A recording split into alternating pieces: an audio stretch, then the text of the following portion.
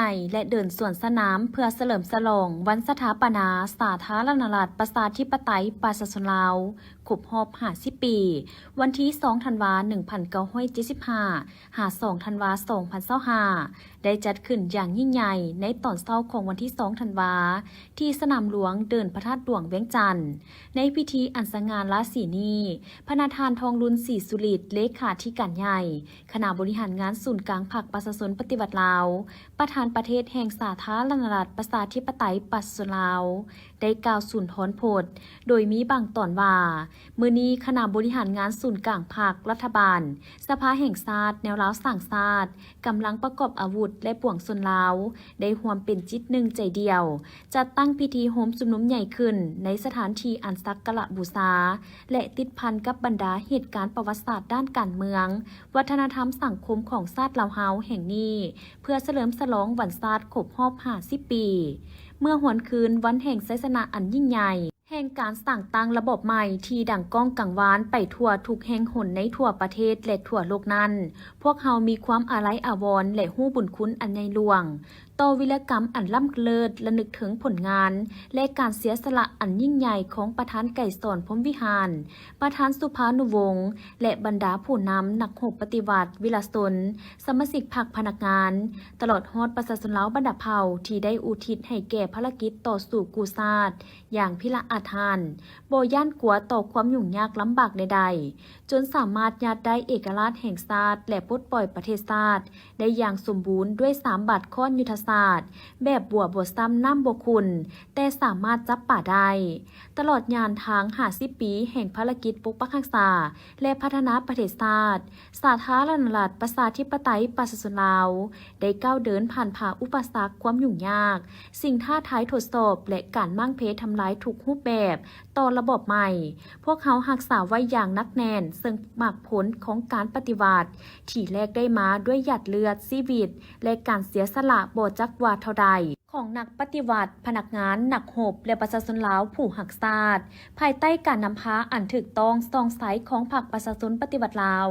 พวกเขาได้ตั้งหน้าเด็ดเดี่ยวและปากบันสู่ศูนย์สูงสุดเพื่อแสวงหาเส้นทางก้าวเดินที่ถูกต้องสอดคล้องกับเงื่อนไขจุดพิเศษของลาวและจากการถอดถอนบทเรียนในการสร้างสรรค์ระบบใหม่ในซุ่มปีทำอิฐได้ดำเนินภารกิจเปลี่ยนแปลงใหม่ผ่านแนวคิดริเริ่มอันประดิษฐ์สร้างและการตัดสินใจอันกล้าหาญของประธานไก่สอนพรหมวิหารตลอดระยะ50 ปีแห่งภารกิจปกปักรักษาและพัฒนาสาธารณรัฐประชาธิปไตยประชาชนลาวพวกเขาได้ยืนยันอย่างนักแน่นถึงท่าแท้มูลเสื้อปฏิวัติที่เป็นบทเรียนให้แก่การสืบต่อพาประเทศก้าวขึ้นนั่นแมนยึดมั่นอุดมการณ์สังคมนิยมเสริมขยายมหาสามัคคีทั่วปวงชนลาวทั้งชาติเพื่อบูรณะระบอบประชาธิปไตยประชาชนให้เข้มแข็งสร้างรัฐที่มาจากประชาชนโดยประชาชนเพื่อประชาชนอำนาจรัฐทั้งหมดเป็นของปวงชนลาวอย่างแท้จริงและเฮ็ดทุกสิ่งทุกอย่างเพื่อความสมบูรณ์พูนสุขของประชาชนซึ่งเป็นอุดมการณ์อันเด็ดเดี่ยวเสมอต้นเสมอปลายของพรรคเฮาและเป็นความมุ่งหวังอันแห่งกล้าของประชาชนลาวบรรดาเผ่าที่พวกเขาและคนหุ่นนมผู้สืบทอดต้องสืบต่อยึดมั่นเพื่อนำพาภารกิจปฏิวัตินำพาประเทศเฮาก้าวขึ้นสู่สังคมนิยมอย่างนักแน่นพวกเขาต้องสู่สนบรรลุคาดหมายใหญ่ในการสืบต่อบูรณะระบอบประชาธิปไตยประชาชนที่ระบุไว้ในโครงการการเมืองของพรรคว่าฮอดปี 2055 เมื่อวันสั่งตั้งพรรคประชาชนปฏิวัติลาวครบรอบ100 ปีสาธารณรัฐประชาธิปไตยประชาชนลาวเป็นประเทศกำลังพัฒนาที่มีรายรับปานกลางหาสูงมีระบบการเมืองที่เข้มแข็งมีพื้นฐานเศรษฐกิจที่ทันสมัยกำลังการผลิตได้รับการพัฒนาหอบด้าน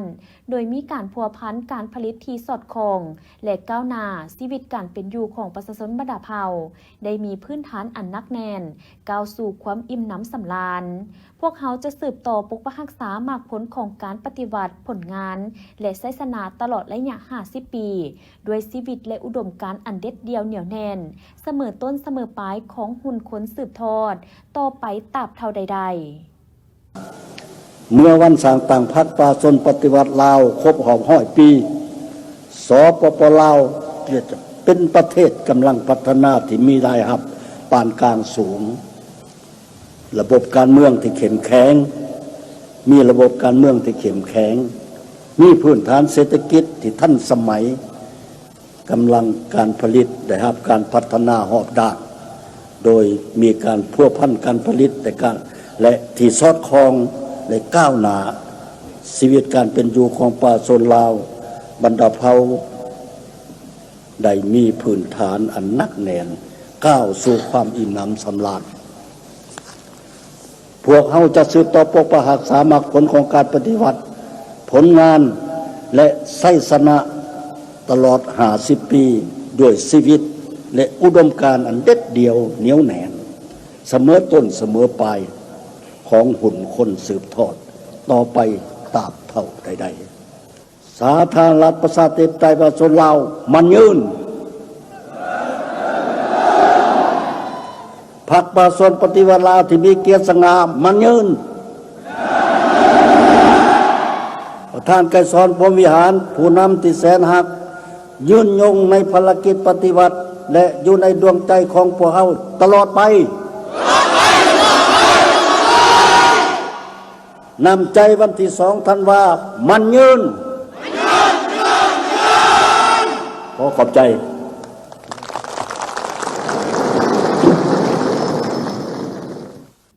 ในพิธีได้มีการสวนสนามซึ่งมี3ขบวนใหญ่คือขบวนที่1ประกอบมีหากก้อนกำลังคือจุถุงซาดถุงผักก้อนถุงซาดถุงผักประชาชนปฏิวัติลาวซึ่งแม่นกำลังป้องกันซาดป้องกันความสงบประชาชนลาวสู่ถุงซาดถุงผักได้ก้าวเดินด้วยบาดก้าวอันนักแน่นเข้มแข็งเสื้อสู่คันถุงซาดถุงผักปิวสะบัดอย่างสง่าผ่าเผยเปรียบเหมือนแปลวไฟแห่งการปฏิวัติของประเทศเฮาที่กำลังลุกขึ้นและเปล่งแสงแห่งกาสว่างไสวซึ่งประชาชนลาวบรรดาเผ่าผู้หักซาดกำลังก้าวเดินภายใต้ห่มถุงซาดห่มถุงของผักปฏิบัติ2 นาทียุทธศาสตร์ปกปักรักษาและสร้างสาพัฒนาประเทศชาติให้นับมือเจริญหั่งมีเข้มแข็งและก้าวขึ้นอย่างบ่หยุดตามมาด้วยก้อนขบวนเครื่องหมายชาติก้อนกำลังห้องว่าการสำนักงานประธานประเทศห้องว่าการสำนักงานนายกรัฐมนตรีและสถาบันวิทยาศาสตร์เศรษฐกิจและสังคมแห่งชาติก้อนกำลังองค์การจัดตั้งคณะสวยเวียกของศูนย์กลางภาคทุกขบวนล้วนแต่แสดงถึงความภาคภูมิใจและเอกอัครนงใจในความเป็นชาติลาววิลชน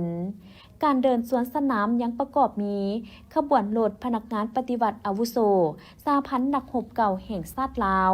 ขบวนที่2ก้อนสวนสนามของกำลังป้องกันชาติป้องกันความสงบซึ่งประกอบมี23ก้อนกำลังคือก้อนทุงไซกองทัพประชาชนลาวก้อนนายทหารบกก้อนนายทหารอากาศก้อนกำลังไฟเพศหญิง369ก้อนทหารหาบก้อนทหารตีพิเศษก้อนเหล่าหบสืบข่าวก้อนกำลังทหารไส้แดนก้อนทหารอากาศหญิงก้อนเหล่าหบรถต่างยานเกาะก้อนเหล่าหบปืนใหญ่หน้าดินก้อนเหล่าหบป้องกันอากาศก้อนเหล่าหบสร้างแสงก้อนเหล่าหบสื่อสารก้อนเหล่าหบเสนาหักก้อนกำลังกองรอนก้อนกำลังป้องกันตัวก้อนน้องน้อยโรงเรียนวัฒนธรรมชนเผ่ากองทัพก้อนทุงใส่ป้องกันความสงบก้อนกำลังป้องกันความสงบประชาชนก้อนกำลังป้องกันศูนย์กลางก้อนกำลังป้องกันเขื่อนชีขบวนที่3ก้อนมหาชนหรือพลเรือนซึ่งประกอบมี20ก้อนกำลังคือ 1. ก้อนเยาวชน2 ธันวาก้อนสาวหนุ่มประชาชนปฏิบัติลาวก้อนสาพันธ์แม่หญิงลาวก้อนสาพันธ์กรรมบาลลาวก้อนกำลังศูนย์กลางแนวลาวสร้างชาติก้อนแขนงการกวดกากวดสอบก้อนกำลังแขนงการตุลาการศาลประชาชนสูงสุดองค์การอัยการประชาชนสูงสุดก้อนแขนงยุติธรรมก้อนกำลังแขนงการต่างประเทศก้อนแขนงศึกษาวิทยาศาสตร์และกีฬากระทรวงศึกษาธิการและกีฬากระทรวงการเงินและธนาคารกระทรวงโยธาธิการและขนส่งกระทรวงเทคโนโลยีและการสื่อสารกระทรวงเกษตรกรรมและสิ่งแวดล้อมก้อนแขนงอุตสาหกรรมและการค้ากระทรวงสาธารณสุขกระทรวงแรงงานและสวัสดิการสังคมก้อนกำลังนครหลวงจันทร์กองแก่วงกองทัพประชาชนลาวกระทรวงวัฒนธรรมและการท่องเที่ยวในระหว่างการสวนสนามของขบวนที่2ก็ยังได้มีการแสดงของฝูงบิน4 ลำประกอบถุงซาดถุงผักถุง50 ปีและแผ่นคำขวัญน้ำใจที่2 ธันวามั่นยืนการเดินสวนสนามของก้อนกำลังสุดท้ายของขบวนที่3ยังมีการแสดงของยนต์บินสู่โฮบที่แสดงบิน3 รอบอีกด้วย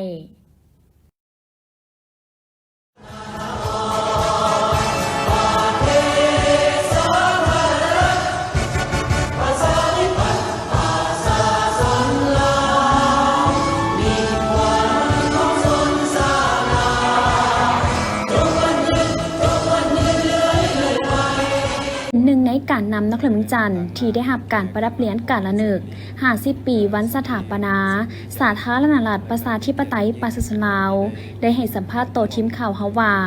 ข้าพเจ้ามีความภาคภูมิใจและปิติยินดี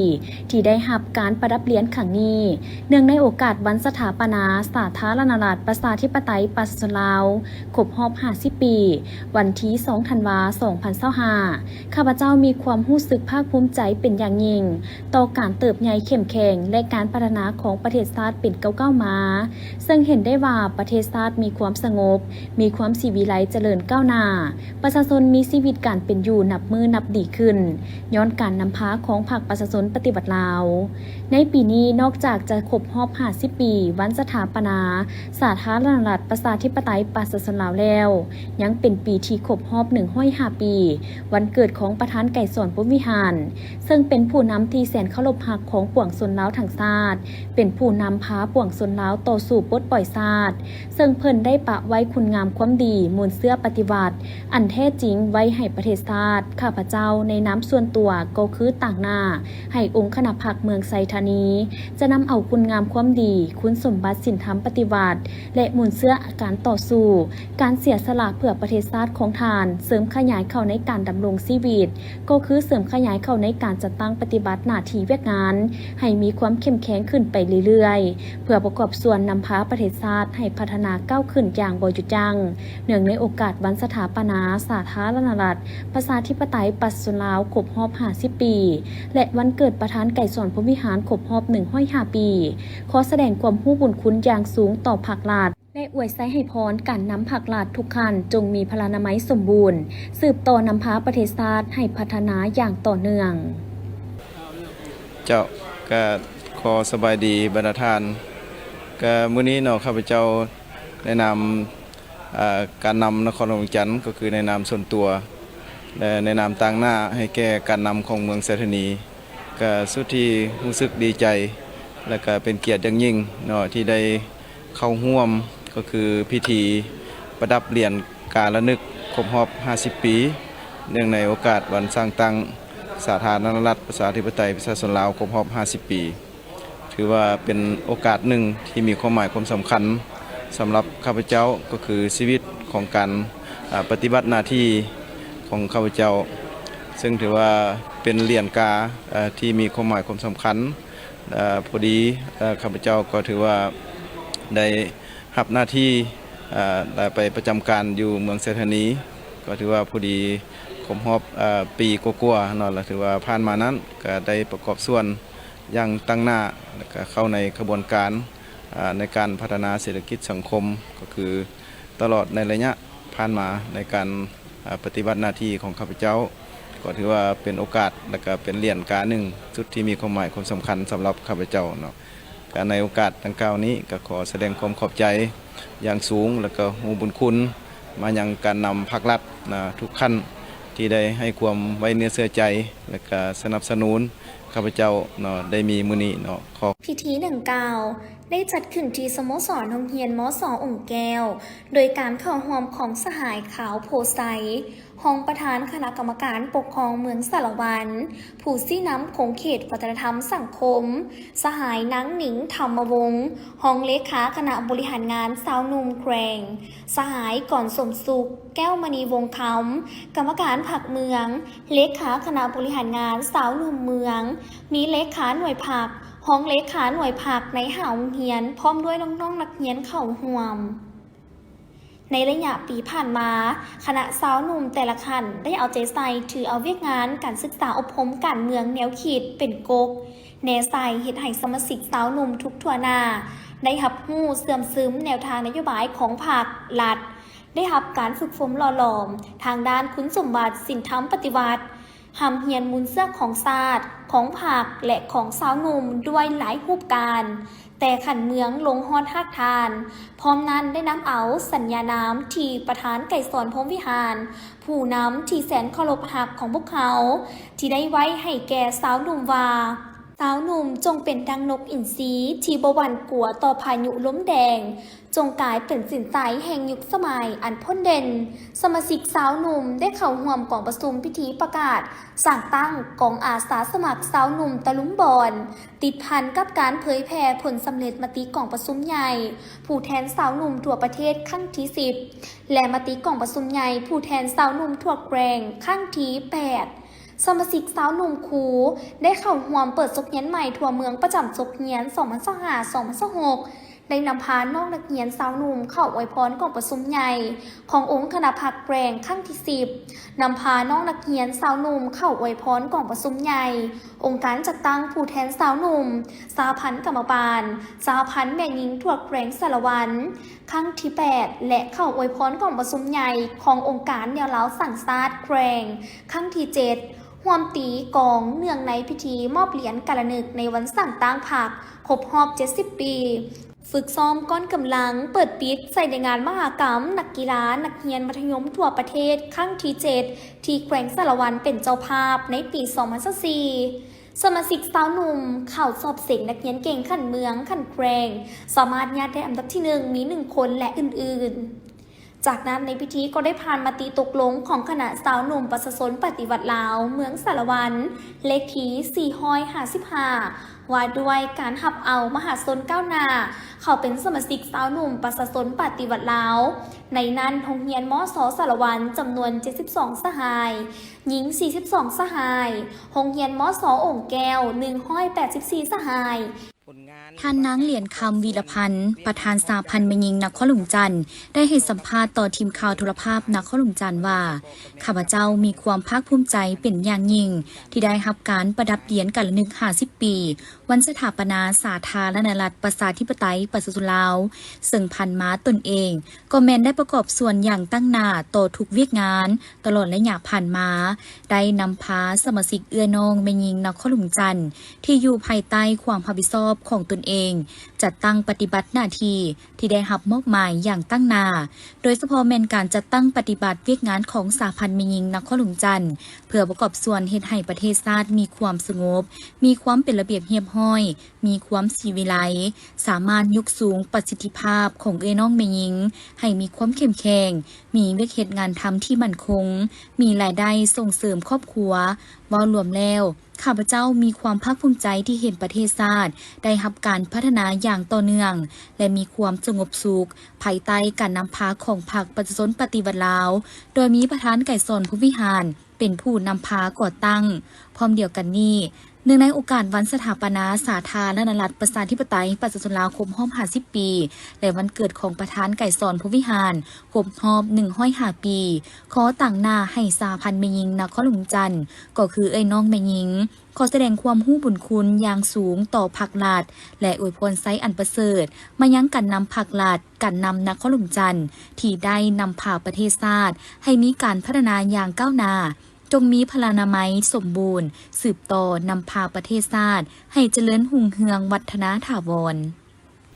เจ้าสบายดีข้าพเจ้าเหรียญคำวีรพันธ์ประธานสาพันธ์แม่หญิงนครหลวงเวียงจันทร์มื้อนี้ข้าพเจ้ารู้สึกเป็นเกียรติและก็ภาคภูมิใจเป็นอย่างยิ่งเนาะที่ได้รับเกียรติได้รับการประดับเหรียญกา50 ปีในวันสถาปนาสาธารณรัฐประชาธิปไตยประชาชนลาวครบรอบ50 ปีที่ใกล้จะมาถึงนี้เนาะก็ถือว่ามื้อนี้ก็เป็นมื้อหนึ่งที่ข้าพเจ้าดีใจที่สุดเนาะในการสร้างผลงานหรือว่าการประกอบส่วนเวียกงานรอบด้านต่อกับพรรคก็คือรัฐบาลเนาะโดยเฉพาะกับแม่นข้าพเจ้าก็เป็นสังกัดอยู่สาพันธ์แม่หญิงนครหลวงเวียงจันทร์ก็เห็นได้ว่าการนำพรรครัฐก็เห็นได้ความหมายความสำคัญของการประกอบส่วนของเอื้อน้องเพชรหญิงเนาะข้าพเจ้าก็เป็นตัวแทนผู้หนึ่งที่ได้รับเหรียญในมื้อนี้และก็ขอแสดงความขอบใจเป็นอย่างสูงมายังการนำพรรครัฐก็คือการนำขั้นสูงของนครหลวงเวียงจันทร์ขอบใจทุกภาคส่วนที่มีการประกอบส่วนเฮ็ดให้ทั้งข้าพเจ้าก็คือสาพันธ์แม่หญิงนครหลวงเวียงจันทร์ได้รับเกียรติได้รับเหรียญกา50 ปีในมื้อนี้ก็เนื่องในโอกาสวันชาติที่2 ธันวาคมครบรอบ50 ปีก็คือวัน เกิดของท่านประธานไกรสอนพรหมวิหารครบรอบ105 ปี ที่จะมาฮอดนี้ข้าพเจ้าขออวยพรไซอันประเสริฐมายังการนำภาครัฐก็คือการนำขันสูงของนครหลวงเวียงจันทร์ตลอดฮอดพ่อแม่ประชาชนโดยเฉพาะก็แม่นเอ้ยน้องแม่หญิงอยู่ในนครหลวงเวียงจันทร์ขอให้มีสุขภาพแข็งแรงพลานามัยสมบูรณ์พร้อมพากันประกอบส่วนในวันบุญที่สำคัญที่สุดของสปปลาวของพวกเขานั่นก็คือวันชาติที่2 ธันวาคมรอบ50 ปี และวันเกิดของท่านประธานไกรสอนพรหมวิหารครบรอบ105 ปีที่จะมาฮอดนี้เจ้าข้าสั้นข้าพเจ้ากาบ่มีหยังเนาะกาขออวยพรไซอีกเทื่อหนึงให้ทุกคนมีแต่ความสุขความเจริญ ในวันที่29 พฤศจิกายน 2025 ที่ศูนย์การค้าภาคสั้นบริษัทลาวธานีได้จัดพิธีเปิดตัวรถอวตาร 11 และ 12 New Era New Luxury อย่างเป็นทางการ โดยมีท่านลักษศรีพล พิมพ์พระจันทร์ Managing Director ลาวธานีพร้อมด้วยแขนงการที่เกี่ยวข้อง ลูกค้าและสื่อมวลชนเข้าร่วม ในโอกาสดังกล่าว ท่านลักษศรีพล พิมพ์พระจันทร์ได้กล่าวว่า การเปิดตัวรถในครั้งนี้ทางกลุ่มบริษัทลาวธานีได้ประกาศวิสัยทัศน์ยกระดับการขับขี่สู่อนาคตภายหลังที่ได้หับไส้สังคมมาหลายกว่า 40 ปี ด้วยมาตรฐานบริการระดับสากล และความมุ่งมั่น เพื่อที่จะมอบคุณภาพชีวิตที่ดีให้กับลูกค้า การเปิดตัวอวตารในครั้งนี้ เพื่อจะนำทุกท่านก้าวเข้าสู่ยุคสมัยของรถไฟฟ้าซึ่งอวตารบ่เพียงแต่เป็นรถระดับพรีเมียมเท่านั้น แต่ยังมีความล้ำสมัยเทคโนโลยีขั้นสูงอีกด้วย พร้อมทั้งเป็นสัญลักษณ์ของอนาคตที่ยืนยง ซึ่งผสมผสานระหว่างความหรูหราทางด้านนวัตกรรม และความรับผิดชอบต่อสิ่งแวดล้อมให้กับคนลาวพร้อมเดียวกันนี้ท่านนางบัวแก้ว พรวิดา Sales and Marketing Manager of Avatar ลาว ก็ได้ขึ้นกล่าวภาพรวมของอวตารว่า จุดเริ่มต้นของอวตารแม้นการห่วมหุ้นระหว่างสร้างงาน CAT-L และหัวเว่ยซึ่งจุดเด่นของอวตาร 11 จะมีสเปคโกโบหัว CC-S2 เมนูภาษาไทย Apple CarPlay and Android Auto ส่วงล่างสปริงแบบนุ่มออกแบบพิเศษ ความหรูหราทันสมัยแล่นได้ไกลถึง 680 กิโลเมตร ความแรงของรถเป็นรถไฟฟ้าคันทับอิฐที่สามารถขึ้นภูเอเวอเรสต์ฐานแคมป์ได้ ประตูเปิดปิดอัตโนมัติ ความสง่างาม หลังคาแก้วกันห้อนกัน UV 99.99 ส่วนห้อย เบาะหนังแท้ NAPA เบาะนอนเอนนอน Serve Gravity ลำโพง High End Meridian 25 หน่วย ระบบจอดอัตโนมัติ ความสะดวกสบายเบาะหน้าปรับได้ 14 ทิศทาง ระบบนวดแบบสปา 2 เบาะหน้า แว่นเบื้องหลังแบบดิจิตอลแจ้งดี ทั้งกลางเว้นกลางคืนช่วยการขับขี่ปลอดภัย แบตเตอรี่ที่ดีที่สุดในโลก อวตารศูนย์กลางของการเกิดไฟใหม่จากแบตเตอรี่ หรือตัวรถผ่านการทดสอบหลายกว่า 600 ล้านกิโลเมตร พร้อมเดียวกันนี้อวตาร 12 ก็เป็นอีกรุ่นหนึ่งที่มีความหรูหราความรู้สึกขับคือซุปเปอร์คาร์เบมโบเบกเบาะนวดได้ 4 เบาะแอร์อยู่ด้านข้าง ความไว้0 หาร 1 ห้อย 3.9 วินาที ซึ่งราคาของอวตาร 11 เริ่มต้นอยู่ที่ 55,000 ดอลลาร์สหรัฐและอวตาร 12 เริ่มต้นอยู่ที่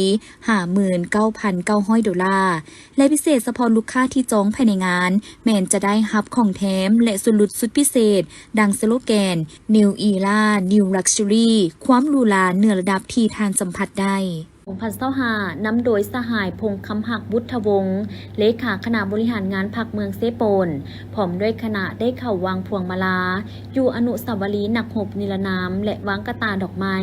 อยู่อนุสรณ์สถานประธานไกรสอนพรหมวิหารเนื่องในโอกาสเฉลิมฉลองวันสถาปนา